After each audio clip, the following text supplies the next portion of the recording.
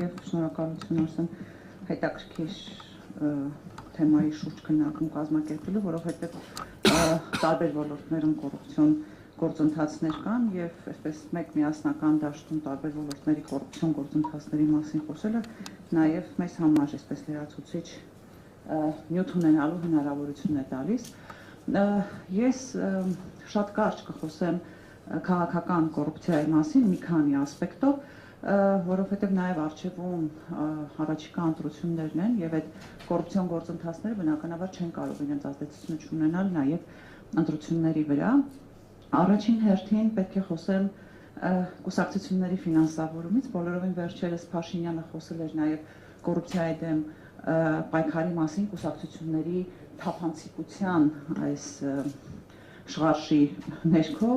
եւ արտադրության նախարարներ այստեղ կարևոր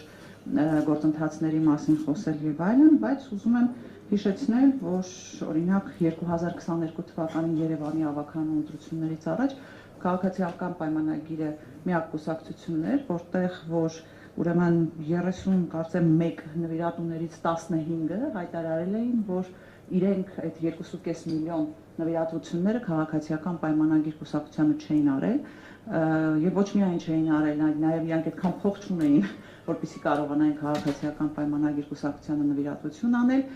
կամ եթե ունենային, չէին էլ անելու։ Այս իրենց հայտարարությունն է, իհարկե դրա հետ կապված այդ պահին աղմուկ բարձրացավ եւ այլն, նյութեր ուղարկեցին դատախազությունը երկար այսպես քննելուց հետո, քննարկելուց հետո որոշեց, որ գործը պետք է կարճվի, որովհետև այնտեղ քրեական գործ հարուցելու հիմքեր չկան։ Հետո իհարկե կոռուպցիայի կանխարգելման հանձնաժողովի գործողությունների արդյունքում եւ այլն գործը գնաց հասավ հակակոռուպցիոն դատարան։ Հակակոռուպցիոն դատարանը որոշեց, որ մասնակի պետքա բավարարվի բողոքը եւ պետքա գործը վերաբացվի եւ գործի քննություն իրականացվի։ Արդյունքների մասին որևէ մեկս որևէ բան չգիտենք, այսինքն ես օրինակ չունեմ տվյալներ, թե ի վերջո դատախազությունը ինչ գտավ քաղաքացիական պայմանագիր կուսակցությանը արված նվիրատվությունները մարդկանց կողմից, ովքեր որ ասում են իրենք այդպիսի գումարներ չեն, նվիրատվություն չեն արել, քրեայրավական տարեր իր մեջ պարունակում է, թե ոչ, թեև դատախազությունը միջևերջ պնդում էր, որ պետք է գործը կարճվի։ Ինֆոկոմը շատ հետաքրքիր հետազոտություններ է արել, էլի կապված քաղաքացիական պայմանագիր կուսակցության նվիրատվությունների հետ եւ ինֆոկոմի այդ հետազոտությունների արդյունքում մենք տեսնում ենք, որ բավականին մեծ գումարներ 1 միլիոն, 2, 2.5 միլիոն եւ որոշակի պարբերականությամբ այդպիսի մեծ գումարներ քաղաքացիական պայմանագիր կուսակցությանը նվիրատվություն են արվում այնպիսի կազմակերպությունների կամ անձանց կողմից, ովքեր օրինակ թիմերի հետ ունեն կնքած միլիոնավոր դրամների պայմանագրեր կամ պետական արտոնություններից են օգտվում ինչ որ կամ կառավարող ուժի հետ փոխկապակցված անձինք են, ինչի մասին այսպես բոլորս լրատվամիջոցների տարբեր հրապարակումներից գիտենք։ Օրինակ մի օրինակ էր բերել, բազմաթիվ օրինակներ կար, բայց օրինակներից մեկը վերաբերում էր Ամելքոնյան ընկերությանը, որը մի քանի օրվա այսպես հաճախականությամբ մի քանի միլիոն դրամների նվիրատվություն էր արել քաղաքացիական պայմանագիր կուսակցությանը, հետո պարզվեց, որ օրինակ իրենք խելացի անասնաշենք կառուցելու համար պետական օժանդակություն են ստանում եւ որոշակի արտոնություններ են ձեռք բերել։ Մեկ այլ օրինակ կար Gold Fireworks ՍՊ-ն, սա այն ՍՊ-ն է, որ 2019 թվականին քաղաքացու օր նշելու համար միջոցառումներ էր կազմակերպում, գորգեր էին լվանում, խորովածներ էին սարքում, չգիտեմ ինչ էին անում, բայց քաղաքացին այդպես էլ վերջում չձևավորվեց։ Այսպես մեկ անձից գնման միջոցով իրենցից երկու միջոցառում էին ձեռք բերել, մեկը քաղաքացորն էր, մյուսը մշակութային էլ ինչ որ միջոցառումներ էին։ Այս ընկերությունը էլի 2.5 միլիոն դրամի նվիրատվություններ է արել քաղաքացիական պայմանագիր կուսակցությանը։ Այսպես կարելի է ցանկը շարունակել, որովհետև շատ հետաքրքիր հետազոտություններ ինֆոկոմի կողմից արվել։ Հիմա նույն հարցը ես պետք է տամ, ինչ որ մեծ շոկներ տալիս, սա կոռուպցիա է, թե ոչ։ Այն դեպքում պատասխանեցա։ Այո, եւ ինչու եմ ասում սա ընտրություններին ընդառաջ, որովհետեւ հասկանալի է, որ առաջիկայում ընտրություններն են, գիտենք, որ ընտրական օրենսգրքով կան որոշակի սահմանափակումներ ընտրական հիմնադրամի հետ կապված, այն որ կուսակցությունը կարող է ինքը հիմնադրամին փոխանցել որոշակի սահմանափակումով գումար կամ սովորական քաղաքացիները նվազագույն աշխատավարձի 500,000 պատիկ եւ այլն, այսինքն այս հիմնադրամը ինչ որ ձև պետք է ձևավորվի եւ քաղաքացիական պայմանագիր կուսակցությունը արդեն իսկ ուրեմն կոռուպցիոն ճանապարհով համալրում է իր միջոցները հետագայում նաեւ ընտրական հիմնադրամի միջոցով դրանք ծախսելու, սա արդեն կբերի օրինականացված դաշտ, երբ որ կուսակցությունը իր միջոցները կփոխանցի հիմնադրամին։ Կոռուպցիայի դրսևորման մեկ այլ դրսևորման մասին պետք է խոսեմ, դա պարգևավճարներն էին։ Գիտեք, այսպես շատ խոսվեց պարգևավճարների մասին տարբեր կողմերից ներկայացնելով գումարների չափը ներկայացնելով եւ այլն, բայց սա նաեւ կոռուպցիոն դրսևորում է, որովհետեւ այս միջոցով իշխանությունները պարգևավճարների միջոցով կարողանում են փաստորեն պետական համակարգի աշխատողներին կոպիտ ասեմ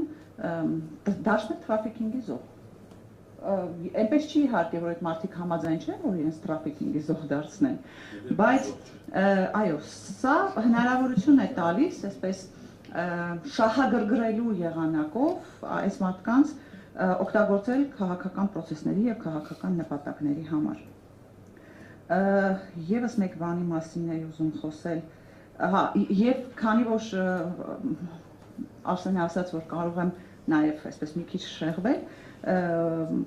խոսեցի պարգևավճարների մասին, ես ուզում եմ խոսել նաեւ իմ անհանգստության մասին այն առումով, որ գիտեք, թեև սա կոռուպցիայի հետ կապ չունի, բայց այս պարգևավճարները եւս մեկ անգամ Փաշինյանի կողմից օգտագործվում են մեր հասարակությունը այսպես հասարակության միջև անջրպետ անցկացնելու համար, որովհետեւ երբ մի կողմից դու ասում ես թոշակառուի համար 10,000 դրամը ինչ անելու թոշակառուն, որ 10,000 դրամը տամ, եւ մյուս կողմից թոշակառուն տեսնում է որոշակի պաշտոնյաների խավ, հա մի կողմ թողնենք նախարարներ եւ պատգամավորներ եւ այլն, որովհետեւ այդ պարգևավճար ստացել են նաեւ այլ պաշտոնյաներ, որոնք որ այսպես առաջին էշելոնի դեմքեր չեն հանդիսանում, բայց երբ որ մարդիկ այդ թոշակառուները եւ մնացած աղքատ, իսկ աղքատությունը իրականում շատ ավելի շատ է, քան փորձում են իրենք ներկայացնել, աղքատ մարդիկ տեսնում են այդ պարգևավճար ստացող միջին շերտը արդեն մի նոր ատելության այսպես մթնոլորտ է ձևավորվում, մի նոր աջրվետ է առաջանում մեր հասարակության մեջ եւ սա շատ վտանգավոր է, բայց մենք գիտենք, որ Փաշինյանի հիմնական նպատակը բաժանիր որ տիրես եւ ինքը բոլոր ոլորտներում եւ նաեւ այս ոլորտում շատ հաջողությամբ իրականացնում է իր նպատակը։ Երևի թե այսքանը, թեև շատ խոսելու բան կա, կարծում եմ այստեղ դեռ Անիֆի մասին խոսացողներ կլինեն եւ այլն, այո։ Խոսացողներին հաշվի կլինեն, կան հարցեր։ Խնդրեմ, հերթով, հա, Անիից ասեմ։ Դուք շատ ճիշտ։ Միկրոֆոնը կմիացնեք։ Միացել եք անջատման։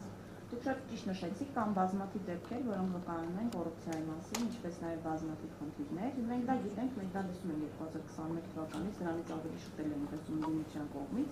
Ինձ հիմա ավելի շատ հետաքրքրում է թե խորհրդարանական ընդդիմությունը Հայաստան եւ պատիվ ունեմ խմբակցությունները, ինչ գործողություններ են անում այդ կոռուպցիոն դեպքերը։ Դուք շատ լավ նշեցիք, քանի դրվագներ կան, նաև մեծը խոսեց, որ բազմաթիվ մամուլում հայտնվում են հրապարակումներ։ Ինչ է անում խորհրդարանական ընդդիմությունը այդ դեպքերը էլ ավելի աղմկահարույց դարձնելու, լավ, չէ կարողանում կանխարգել ինչ որ ձևով խոչընդոտել Փաշինյանի իշխանության կոռուպցիոն գործարքներին, իսկ ինչ է անում, ինչ որ մի գործողություն ձեռնարկում են ընդդիմությունը։ Տեսեք, եղած հնարավոր դեպքերով իհարկե իրավապահ մարմիններին են դիմում, բայց այստեղ ես նորից պետք է կգնեմ Մեսրոպի խոսքերը, որ սովորաբար իրավապահներին դիմելու պարագայում հենց այդ նույն պատասխանն է գալիս, դե գործ իրավապահների տիրույթում է, ինչ է աղմուկանում եւ այլն, թողեք տեսնենք իրավապահները ինչ են անելու, խոսք նույնը նաեւ վերաբերում է իմ նշած նվիրատվությունների, երբ դրա մասին բազմաթիվ հարցերին եւ չգիտեմ հարցադրումներին ի պատասխան գալիս էր, դե գործը բանում է, դատախազության տիրույթում է, ինչ է խառնվում, եթե իրավական process է, այդ դեպքում իրավական գնահատականներ կտրվի։ Ինչ վերաբերվում է սրանց մասին բարձրաձայնելուն, ապա արդեն պետք է հասարակությունը գնահատի դրա մասին բարձրաձայնումները բավարարում են թե ոչ, որովհետև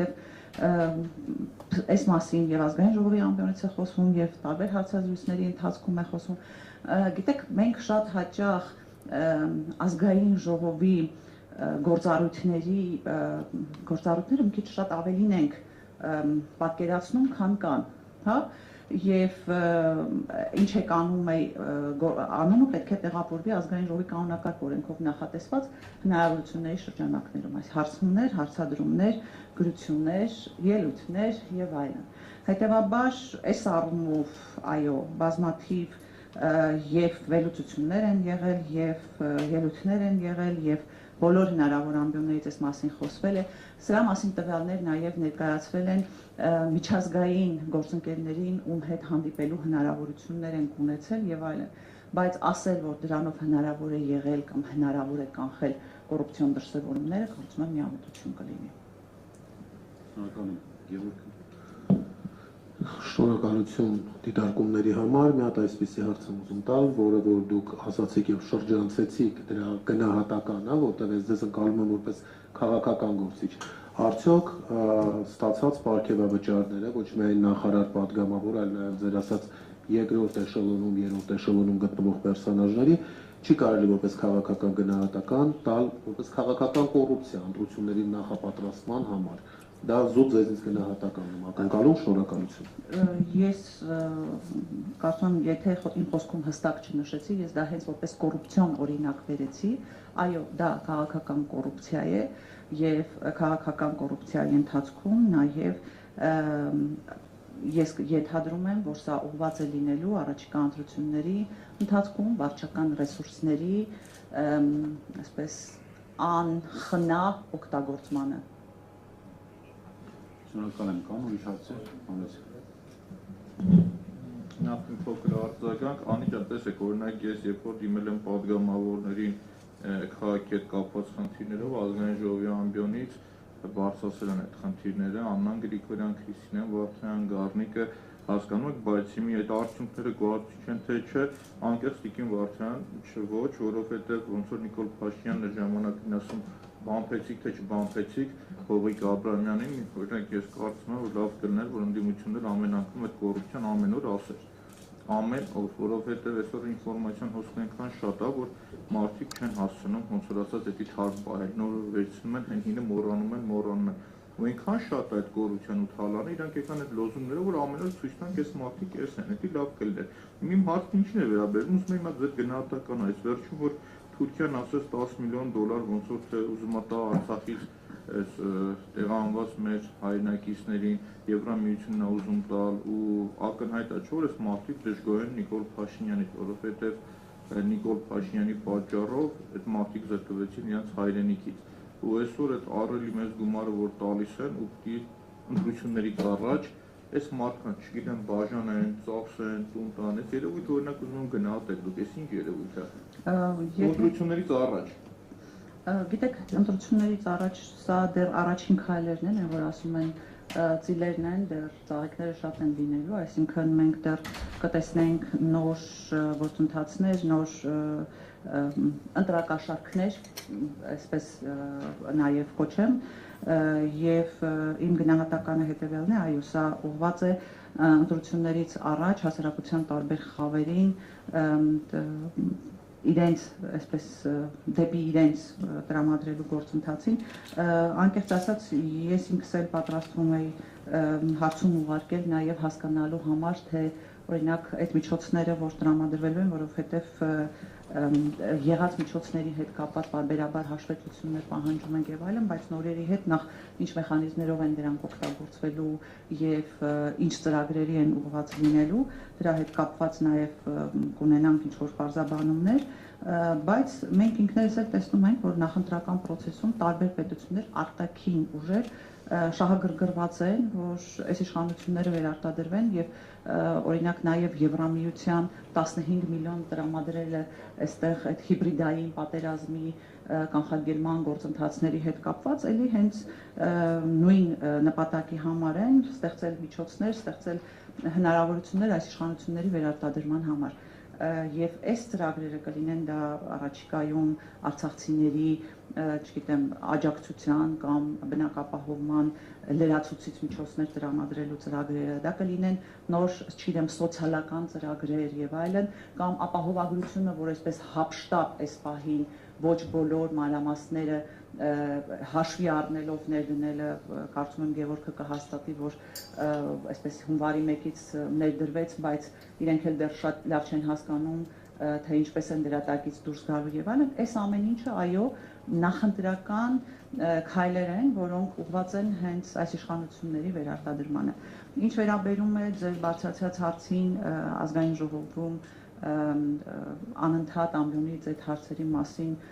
խոսելու հետ կապված, ես ուրեմն համաձայն եմ ձեզ հետ, երևի թե այս առումով էլի անելիք ունենք, ես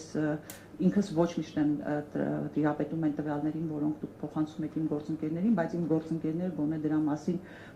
խոսում են ամբյոնից, ես առաջարկում եմ նաև այսպես ավելի ինտենսիվ համագործակցենք եւ ես ինքս էլ ձեռքիս տակ ունենալով տվյալները փորձեմ ամբյոնից հնարավորության սահմաններում եւ բոլոր հնարավոր դեպքերում խոսել այդ մասին եւ գիտեք շատ հաճախ այսպես հանդիպում ես քննադատությունների, որ ընդդիմադիրները միայն ամբյոնից ելույթներ են ունենում եւ այլն, բայց ես պետք է նաեւ այսպես հակադարձեմ այն առումով, որ դա հնարավորություն է տալիս այդ բոլոր խնդիրները հասցնել մեր քաղաքացիներին։ Ոչ բոլորն են մեդիա գրագետ, ոչ բոլորն են կարողանում ինֆորմացիա ստանալ տեղի ունեցող եւ կոռուպցիոն գործընթացների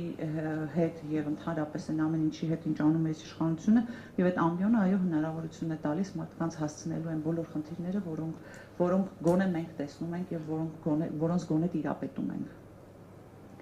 Իսկ համագործակցության առումով կարծում կարելի է շարունակել։ Կան հարցեր։ Չկան հարցեր։ Շատ շնորհակալ եմ շատ տակտիկացի ելույթի համար, հարցերին պատասխանել